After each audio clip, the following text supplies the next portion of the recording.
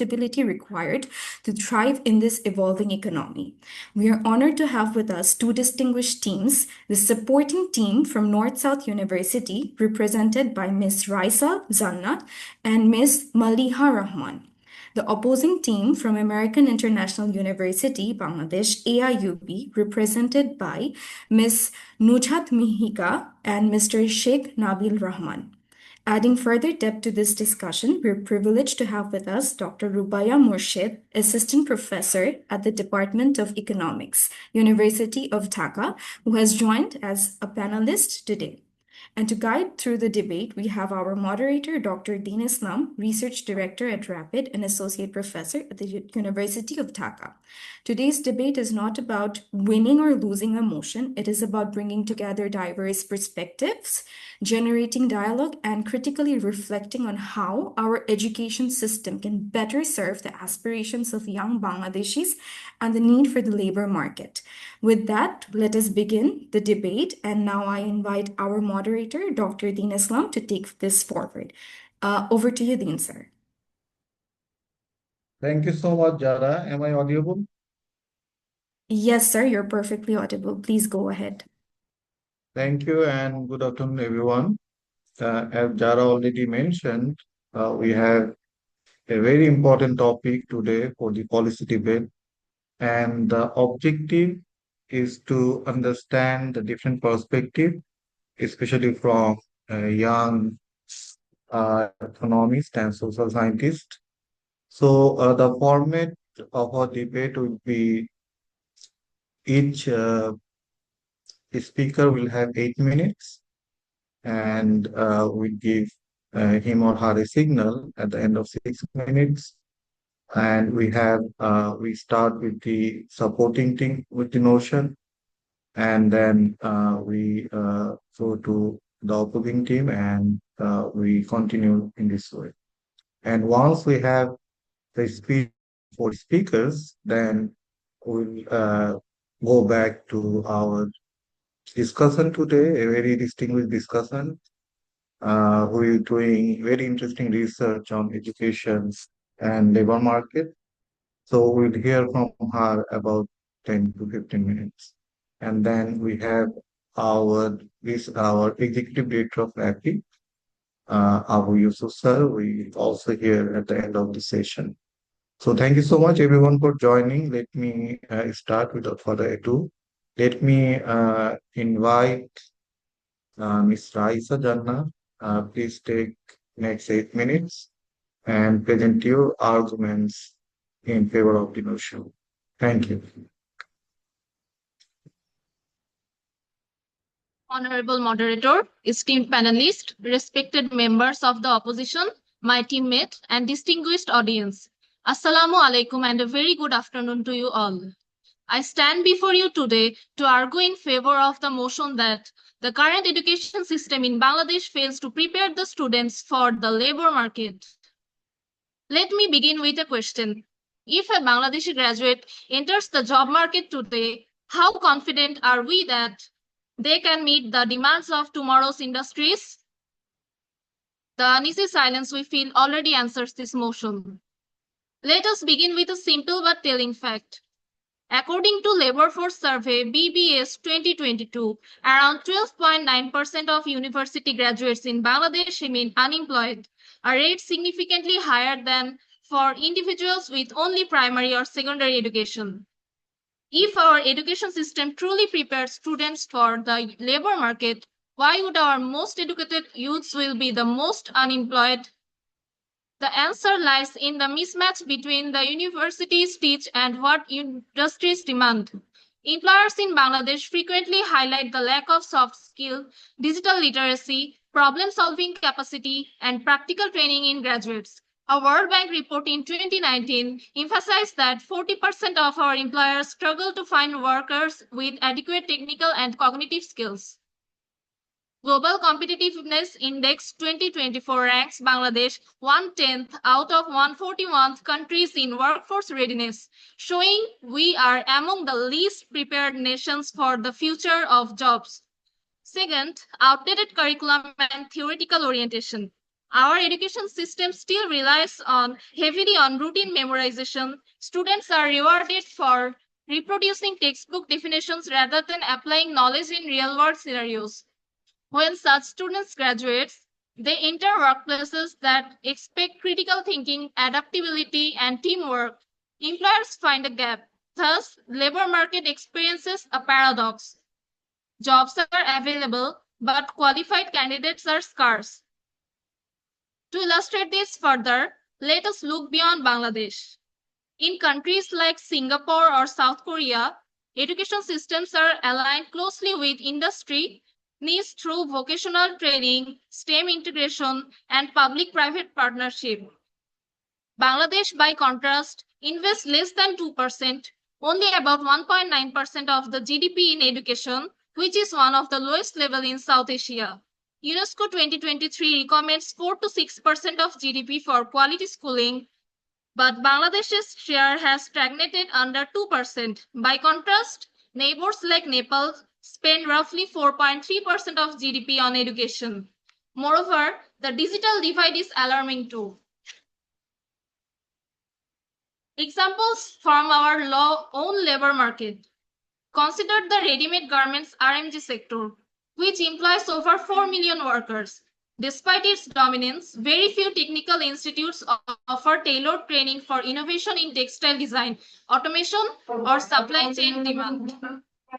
On the other hand, in the ICT sector, Bangladesh aspires to be a global outsourcing hub under Digital Bangladesh. Yet companies repeatedly note that fresh graduates often lack even intermediate coding or data analytical skills.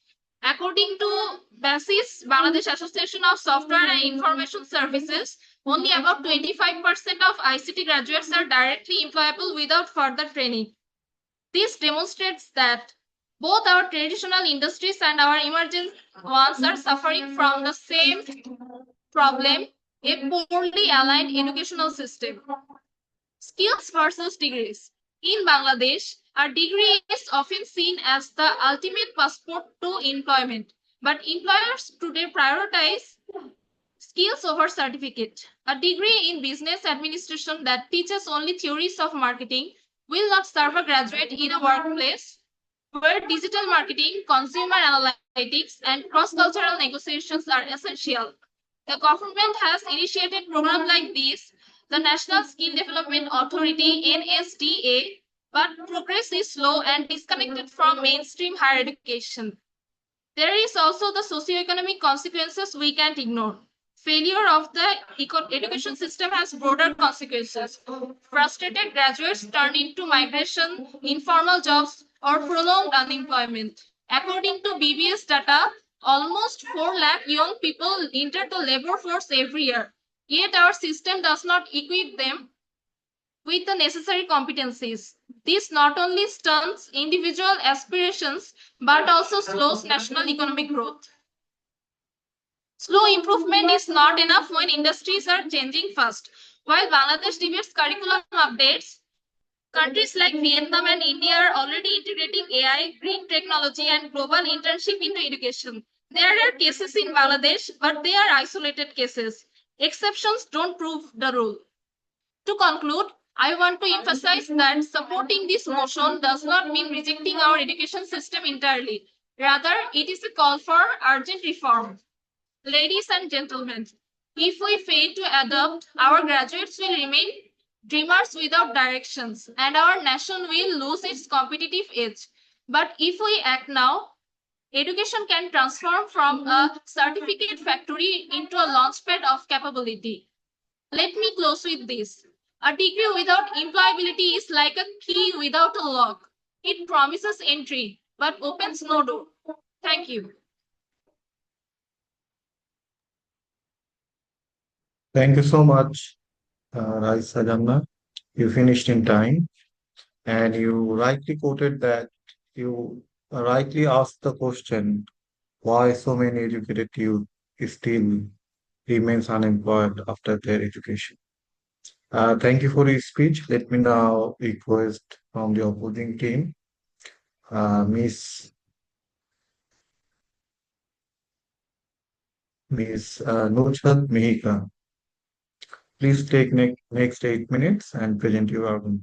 Thank you.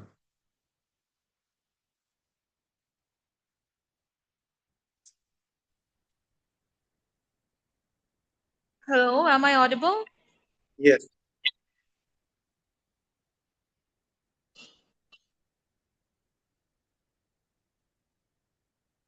Okay, so first of all, thank you so much, everyone, for giving me the floor. Before starting with my argument, I would like to do something the government side should have done. They didn't actually define the motion, what we understand. They directly started their speech, but before going there, I would like to briefly discuss what the motion actually states. So, in the motion, we can see that we are talking about the education system of Bangladesh failing to prepare students. So, what do we actually understand by failing, right? Failing could we can define failing as collapsing. We can define failing as something that is not being functional, not being able to fulfill their jobs properly. That's what we understand. But I would like to start with a question as well, just like our government side. If Bangladesh's education system has completely failed, then how do you explain thousands of Bangladeshi graduates who are working in multinational companies, clearing high competitive BCS exams, and excelling in freelancing, and even studying in universities like Harvard, Oxford, and MIT? Failure actually means collapse, right? But we clearly see success here. Yes, the success might not be up to the mark. We can be expecting more because we're living in a society where the artificial intelligence is growing every day. The technology is evolving every single day. So it is very difficult for the educational institutions to keep to change their curriculum every year, right? Or maybe every month if we try to catch up. So that is actually not viable at all. So this debate shouldn't even be about whether the system has collapsed or not, but whether we are actually judging the education system fairly. I would like to rebut a couple of points that the government side actually brought up before moving to my own points. First of all, the government side came up and said that according to research of BPS, 12.9% graduates actually stay unemployed. Yes, we agree that our graduates are being staying unemployed, but is the reason education responsible behind this? The answer is clearly no, because the government side came and said that the CSC graduates, 25% of the CSC graduates are capable to directly join the job market, the labor market, just after finishing their education. If the education system actually failed, what about this 25%? How are they so qualified? Out of this 100%, how are this 25% so qualified that they're getting the job directly? So our counter argument is the education system is not really failing. The thing that is failing is the willingness of students to learn what is taught properly.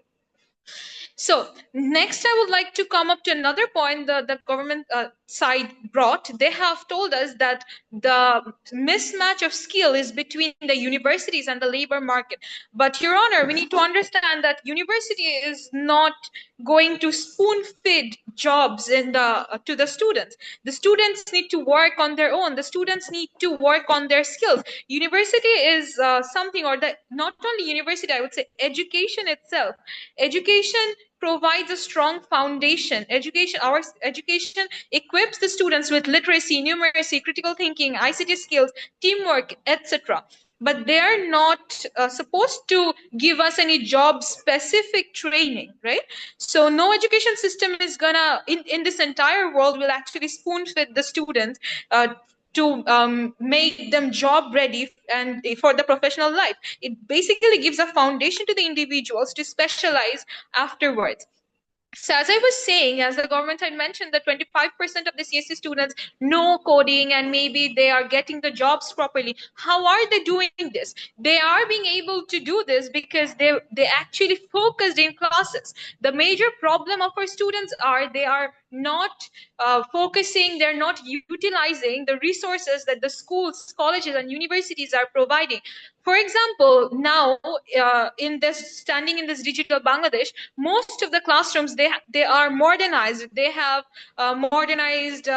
they have like boards that are very technologically advanced. They have all the facilities, they have libraries, they have different clubs. Our government side came up and said that our education system actually only teaches the students to memorize and then write in exams, which is absolutely wrong, because the national education system of Bangladesh in 2023, from class 6, they have actually involved different extracurricular activities such as poster presentations, such as teamwork, group projects in the syllabus. So if these things are already present in the syllabus, how can you call the education system a failure? Whereas the government has already designed, and the government is trying to make as many changes as possible to actually make the students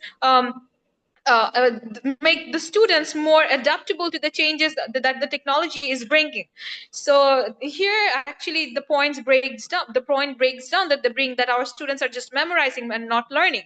Next, I will talk about the government side came up and said that the policymakers are not spending enough on the education. So if the policymakers are not spending enough in the education system, that's not actually the education system's fault, because the education system is trying their level best. If we are to blame someone, we need to blame the policymakers for not spending enough. And other than that, they have also mentioned that the progress is slow. We believe that the progress is definitely slow, but the progress is there.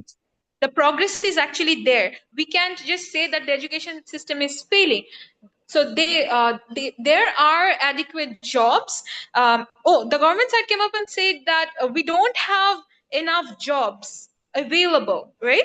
So the government side came up and said that we have available jobs, but we are not being able to provide qualified labor. That is also wrong, because according to the research of CPD, every year Bangladesh produces 7 lakh graduates, and the economy creates only 3 lakh formal jobs. So that doesn't make any sense that we have enough jobs. The problem actually lies in the labor market. The problem lies that we don't have enough opportunities. That is why we are facing the concept of brain drain every single day. So we need to focus how our engineers and our doctors, our students are going abroad and they're acing, they're doing absolutely amazing in their respective fields. But Bangladesh is not being able to provide the proper labor market to the students. So with that, I would like to conclude and say that it is not the education system that is failing. It is the willingness of the students who are not really learning the things that they are being provided properly.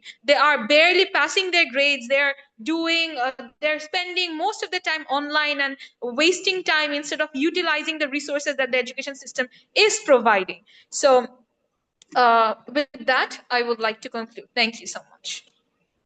Thank you, Nujat. You also rightly pointed out that there's also some demand side structural problems. We may not have enough decent job created by the economy. Is another problem of high educated youth unemployment in Bangladesh. Thank you for your speech. Let me now move to our next speaker from the supporting team, Ms. Maliha Rahman. Malia, please take next 8 minutes and present your argument. Thank you. Hello, everybody. Am I audible? Yes. Okay. Honorable educators, the negative side, first, I would like to answer to some of the questions they have picked up over here. So the opposing team was talking about how it is completely the students' fault and not the education system's fault at all into what they're learning. into their futures, about their futures, or about the employability. They're talking about that the education system has given the students the foundation. It is the students who are not being able to receive it or use it. And they also made this whole statement about the university is not responsible to spoon feed the students. So I think it is a very interesting thing to say, because we are not expected, or the education system is actually not expected to spoon feed the students. We are, and she specifically was talking about tertiary level education or university students. But she also claimed, the opposing team also claimed, that the foundation itself was there, which is not true, in our education system's case. No, it is not the students who are the problem. It is the system itself. And they also came up with this point where they are claiming there have been a lot of fancy changes, as in there are different research centers or different clubs or whatnot that is providing with all of this extracurricular activities or the options of teamwork and whatnot. But when the opposing team is talking about all of these changes, they are talking about just a very niche place over here. This is true for all, you can say, all of the private organizations or private institutions or some of the private universities or tertiary level education that we are talking about. It is not the same for all of the schools, colleges, or all of the education centers across our country. And we are not talking about a specific line over here or the private institutions over here. We are talking about the mainstream education system over here. So the negative side may claim, also the negative side has claimed that there has been some changes in our education system with all of these things, and it is improving, which might be true to some extent. That and they also brought up the whole economy thing, saying that the economy is to blame or that some private initiatives are helping. But let us examine these points carefully from here. First, yes, there have been small reforms, but they are patchy and limited. The majority of the students, especially in rural and public institutions, still receive an outdated and exam-centered education. Second, blaming the economy misses the point. The purpose of the education is to prepare the students for the economy we have, not the economy we wish we had. If the labor market demands technical, digital, or communication skills, the education system must deliver them. Third, while private universities and donor programs do exist, they serve only to a minority. We are debating about the whole mainstream national system, and for the majority of young Bangladeshis, it is failing. Ladies and gentlemen, our arguments remain strong. The skills mismatch, the outdated methods, and weak vocational education, and poor employment outcomes. These are not isolated problems. They are systematic. We also would like to talk about the problem with vocational training, in Bangladesh. So the way our education system is, it funnels most of its students into general education system, whereas only about 14% of the students go into vocational training, which is way less than most of the Asian countries which are doing better economically. Bangladesh is a young nation with a huge youth potential. If our education system continues to fail, we risk wasting our demographic dividend and creating a frustrated generation. That is not a risk we can afford. For all these reasons, we reaffirm our stance. The current education system in Bangladesh fails to prepare students for the labor market. The future of our youth depends on recognizing this failure and fixing it. Thank you.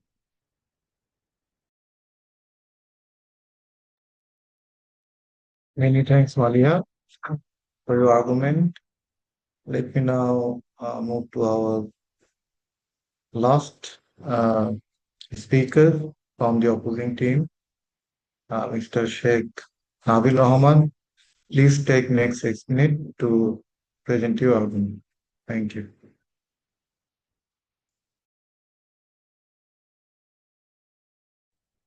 Am I audible? Yes. Is the camera on? Yes, Nabil, we can hear you. Honorable judges, fellow debaters, Now I'd like to argue against the motion that the education system of Bangladesh is a failure. So as my previous speaker said, Nurhat Mehta, that failure means complete collapse, or a failure means that the system is dysfunctional. So I would like to ask a question. How do you explain the thousands of skilled professionals from Bangladesh who are working abroad, the engineers, the doctors, the teachers who are being hired abroad, getting education from Bangladesh? And so, I personally met professor from Darkham University, Dr. Habibur Rahman. He graduated from Khulna University and did a research, got a job in UNDP, and then from there he got employed abroad at the university. So um, this leads us back to the point that there are motivational problems within the students themselves, which the second speaker for the government has completely denied. She said that it's the education system's fault and not the students' fault. If that is the case, if a personal motivation, if your hard work does not matter at all, if you want to see the education system as a scapegoat, how do you explain that in a classroom there are only a few students who get A plus and the rest are scraping by with grades like B, C, D, etc.? How do you explain the top level graduates that Bangladesh is producing? And we constantly talk about brain drain. Brain drain means that our top level researchers or students are leaving, they're going abroad. How are they going abroad? How are they getting chance in foreign universities, in research centers, um, in other firms, if they're not prepared, if the education system has failed?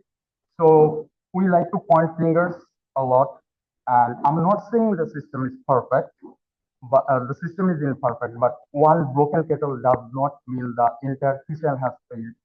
So speaking of skill mismatch, I'd like to point towards a very interesting statistic, which is taken from JOLTS. So according to them, as of 2024, in the USA alone, there are 1.33 job openings per unemployed person.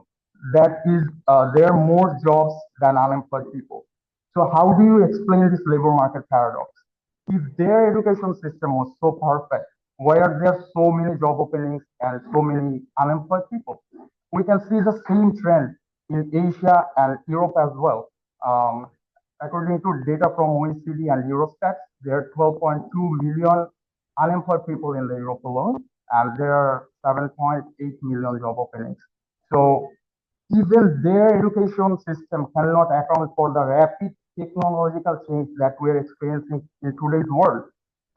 We're seeing constant changes in AI, in other sectors as well, be it environment, be it economics, social sciences. There are changes everywhere. The government, the education system cannot change itself. Every year, they cannot introduce new courses, they cannot train new teachers. It is not feasible, and specific jobs require specific skills. The education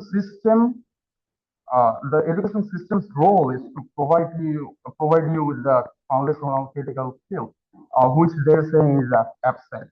If that is so, how do they explain all the people who are getting jobs, who are getting jobs? Also haven't they haven't addressed the fact that we are producing far less jobs than the number of graduates. So if we see education system as a factory, and suppose the students are goods and the jobs are shelves, if all the shelves are filled, it is not the fault of the factory. It is the fault of the whoever is making the shelves. We don't have enough shelves for the products to showcase. Also, speaking of the mindset factor, when you look at a country like China or Japan, um, they have English courses. They have English courses from the primary level, but the English level is not up to the mark. Is it a fault of the education system? It is their very mindset which is failing them due to societal and cultural cases, and because they see English associated with a competing global power, they are reluctant to learn English. And so we cannot just simply deny all that the education system is trying to do. We cannot just pin the blame on the education system, the teachers, the courses that we have. And Maliha has pointed out that there is change. So if there is change, the system is Minutes. not inert. There is change, there is progress. We have seen curriculum changes all throughout. In 2021, there has been a major curriculum change. And if there is change, we cannot say that the system is failing, the system has stagnated, and the system is not preparing us. The system is trying its level best. I come from a private university, and the door to my professors are always open. They always ask if you have a problem with the lessons, you can come to us for any advice. But only a few of the students go there to get help for the lessons. Most of the students just go there to ask for bonus marks so that they can improve their grades. If that is the mentality, if we are not actually interested in learning, the system cannot help us. Learning is something that does not begin or end within the school system. It is a lifelong process. We must embrace it, and we must own up to our own failure. Thank you.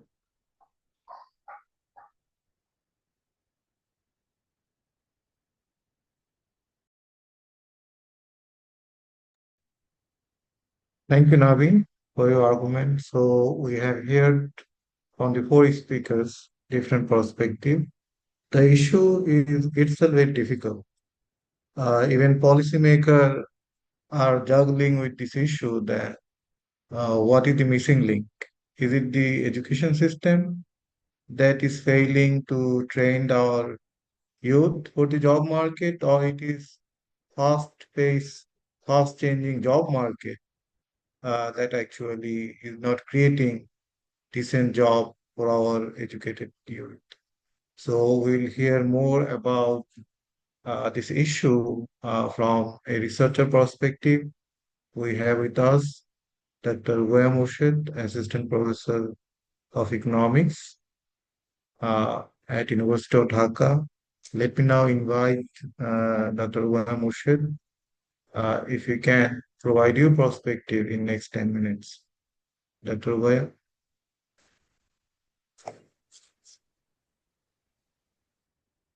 Thank you, sir. Thank you, Dean, sir. Thank you to Rapid for inviting me to this very interesting debate. I always enjoy listening to debates that are to do with education, especially education and labor market. And I congratulate all the speakers and the students for doing their homework on this and presenting their thoughts on this. It's always interesting to hear from young people. Having said that, I think it is a very, very tricky topic, and I may have my biases. I might be leaning towards one side, even though both sides made compelling arguments. But I do want to put up some stimulating thoughts, and this is from all the reading that I've done throughout my PhD and now, and the research that I'm involved in.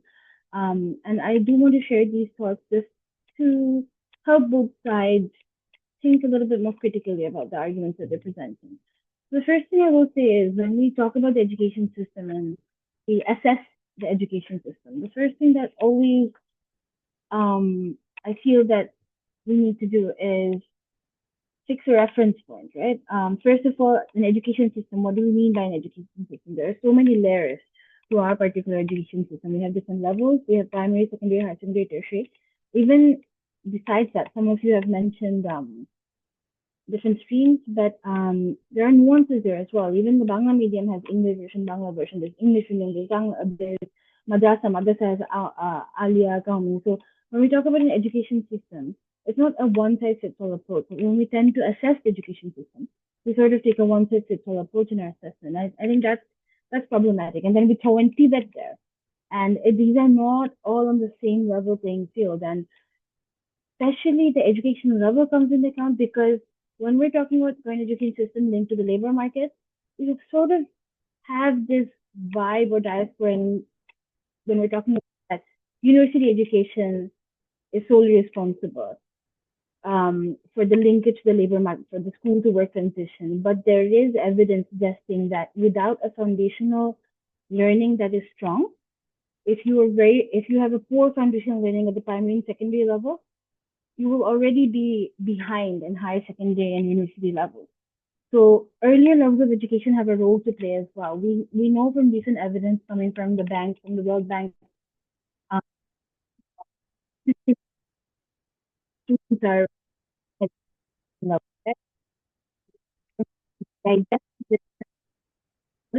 that think of school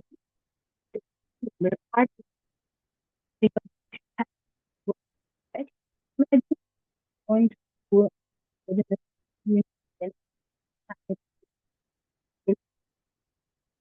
then we're expecting them to go into the labor market and have a smooth school to work transition. So you see what I mean? It's not just how much can university education do. So me, Dean sir, we're all teaching at the university, right? And we're not supposed to be teaching students soft skills so that they can go into a job and speak well, right? So that's something they should be bringing in from school and college. We're supposed to help them contribute to knowledge further. University education should have a different purpose. So on that note, it brings me to each of these different levels of education have different purposes, and I'm not sure whether we're all on the same page on the purpose of education in terms of these different levels. When we're saying whether the current education system is a failure or a success, what are we measuring it by? The different levels cannot be measured by the same metrics, primary, secondary, higher secondary, tertiary.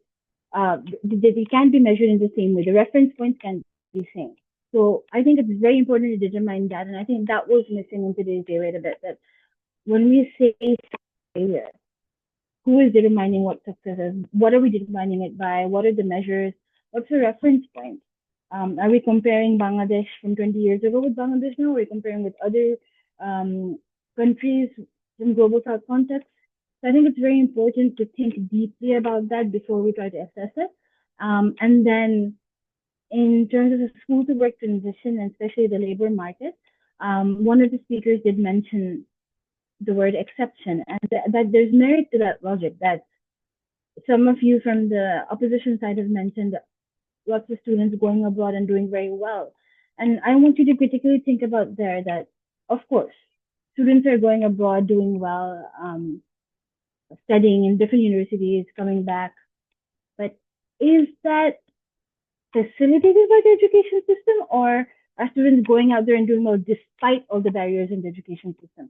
And I say that because I want you to really think what the percentages of the students who are actually going abroad. And one thing that I think is missing also in our thinking today is inequality, right? So when we think about assessing an education system, whether it's a failure or success, we shouldn't only be thinking about the top elite few or an urban population or those going to Dhaka University, right? It's a whole country that we're talking about, a whole country's education system, and there has to be equity there.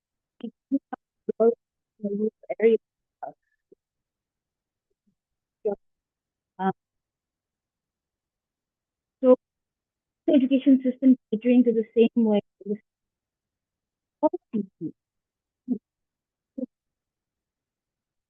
somewhere working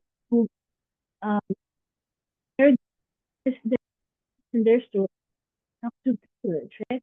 And we need whether think that's where the in favor of the strongest point. I don't think they stress now that when we're talking about the education being a failure, we're only talking about an elite few. If what starts to bring in all different populations, argument comes across with schools in Bangladesh don't even have science teachers, right? Talking 7th generation, right? I've been to this to to to I see that there are lots of private institutions that can a lot of investment there, but the state poor is poor. We have the last government had this program where they said that we have in Dhaka versus in a very remote area in say a northern part of Bangladesh. It's very different states. So when we talk about whether the current education system is a failure or a success, we need to think about the person who is standing behind in the line, last person, and not the first few people, right? So I do think educate. So uh, just to reveal my bias here, I do think that there were a lot of more arguments, stronger arguments to be made, especially in terms of inequality and in terms of defining what we mean by an education system being a success, whether it's in terms of learning outcomes. Like, for example, if we expect an education system to deliver honest people, right? That's a different measurement than saying we expect our education system to deliver students who will go into STEM, or an education system where we expect top level numeracy, where our students will have numeracy levels up to global standards. What are our aims to our education? And I think we don't talk about that enough, and which is why we're all over the place, right? One of you mentioned the new curriculum, and that was one of I've studied the new curriculum a lot. I'm doing research on it with UNICEF, and I've seen that there is a trial and error process whenever we're trying to roll out a different curriculum. And there's a question to be said about, was the problem with the new curriculum or the implementation of it? So there are all these nuances, and there's a lot of room to think about it, to debate about it, which is why I thank Rapid for bringing up a topic like this. And I think it's really interesting to bring students into this debate, because I think it's very valuable to hear your perspective, right? And especially about what you're thinking. And I do want to ask the team in opposition that if you were not put into this position of the opposition, would you still have felt the same way? After doing your homework and reading up on this, do you actually believe that now the education system isn't so much to blame? So what's the solution? So that would be my question to the opposition team. But well done to all the students.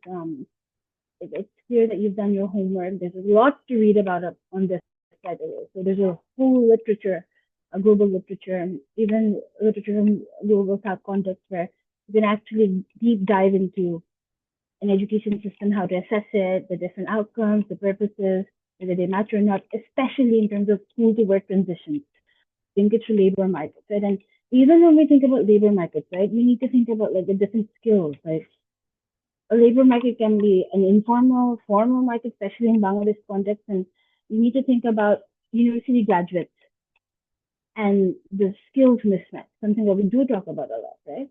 And then is it up to us university teachers, or is this something that should be coming from the primary level, right?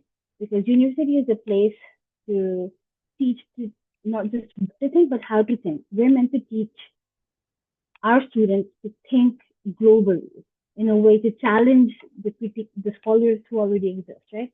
But we're not able to do that because the failure of the primary, secondary, higher secondary education level means that people like me and Dean at our university level, we're having to focus on things that maybe should have been focused on the college level.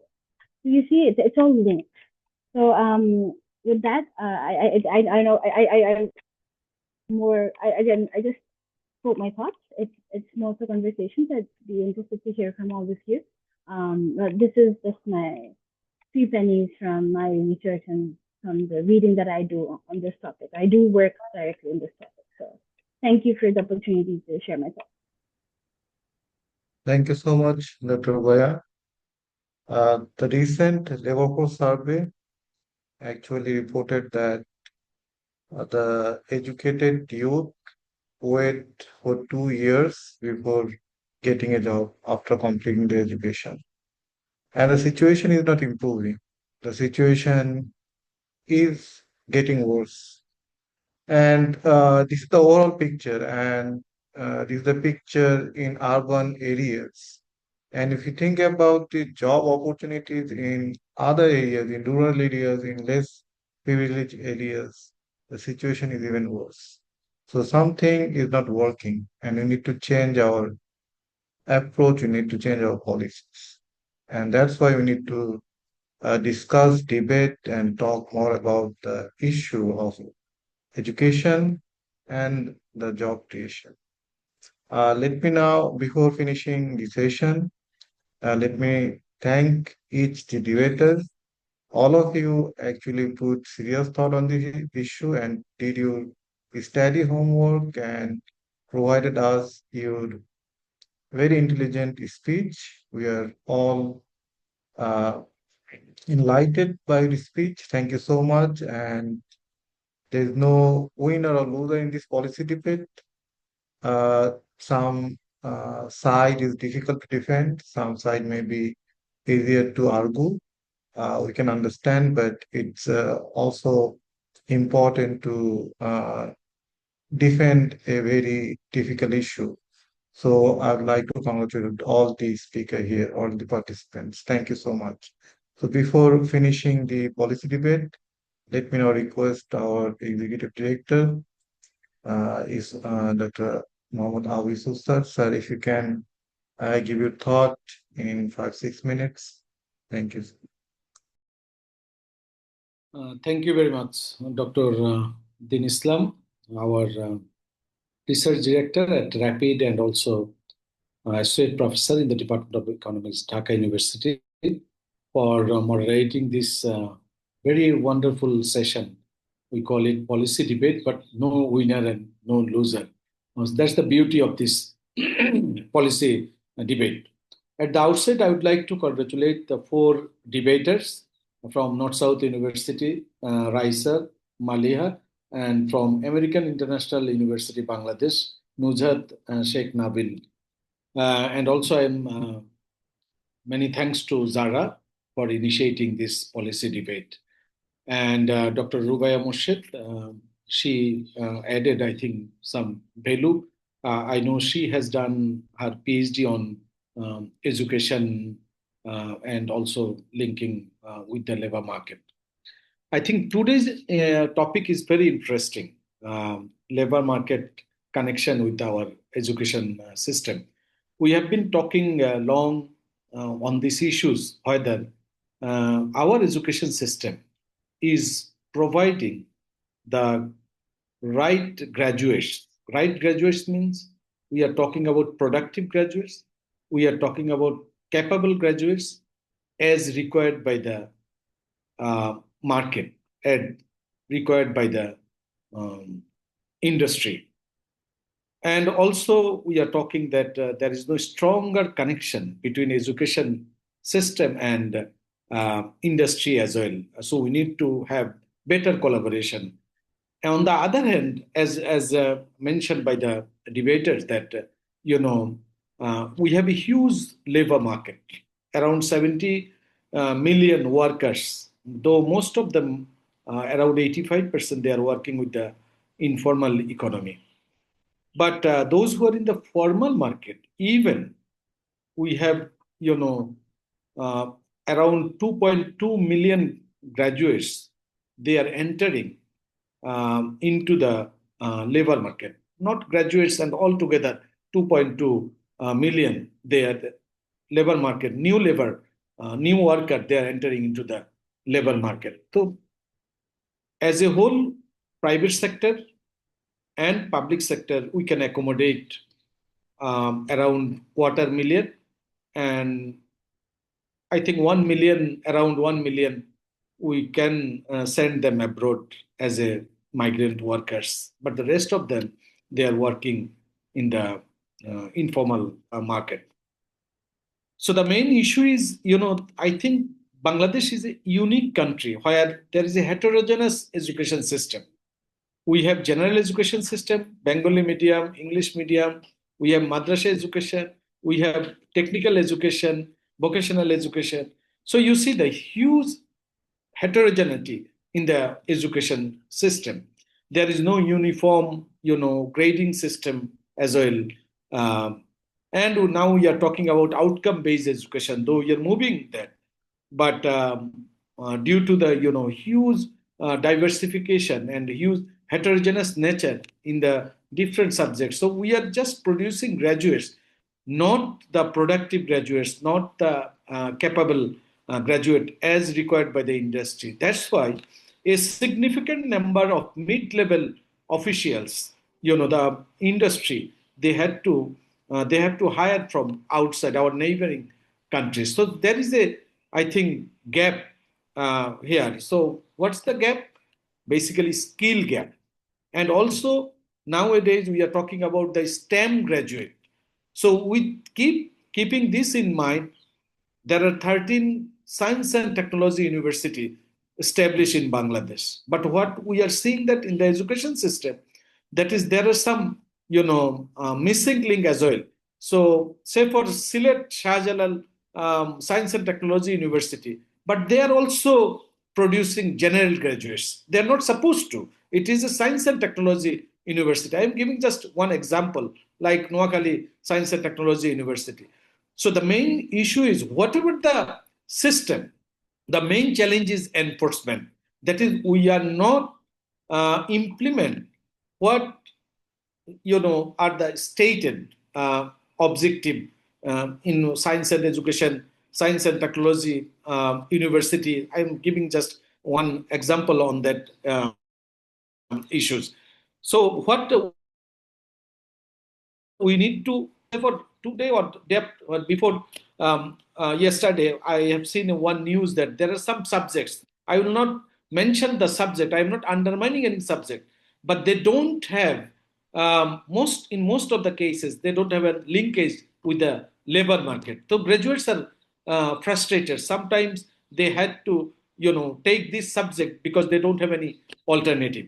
So we have public university, we have private university, and also those who are better off people, wealthy households group, they are sending their children to abroad as well.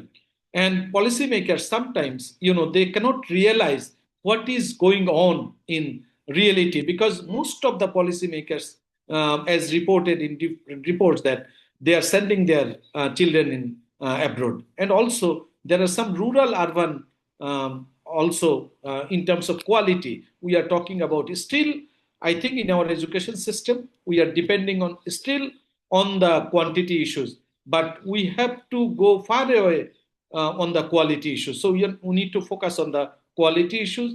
We need to focus on the skill development issues, and also how we can adapt digital the digital learning. So that is also important issues.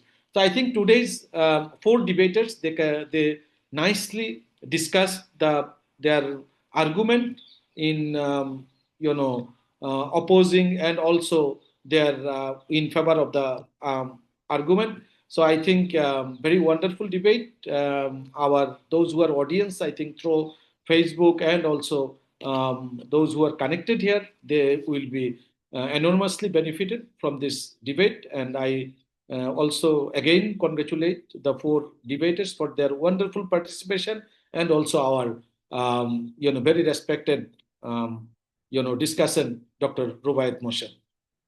Thank you so much. Dr. Din Islam, over to you. Thank you so much, sir, for your very informative and enlightening speech. So let me now end this session. I would like to thank all of you to attend this policy debate, and I would like to invite all of you in our next month's policy debate. So our objective is to bring the youth and young people's thought in policy making. I hope you all participate in our next policy debate. Thank you so much. Have a good night. Bye. বরাবর 5টা 5 o'clock 1 hour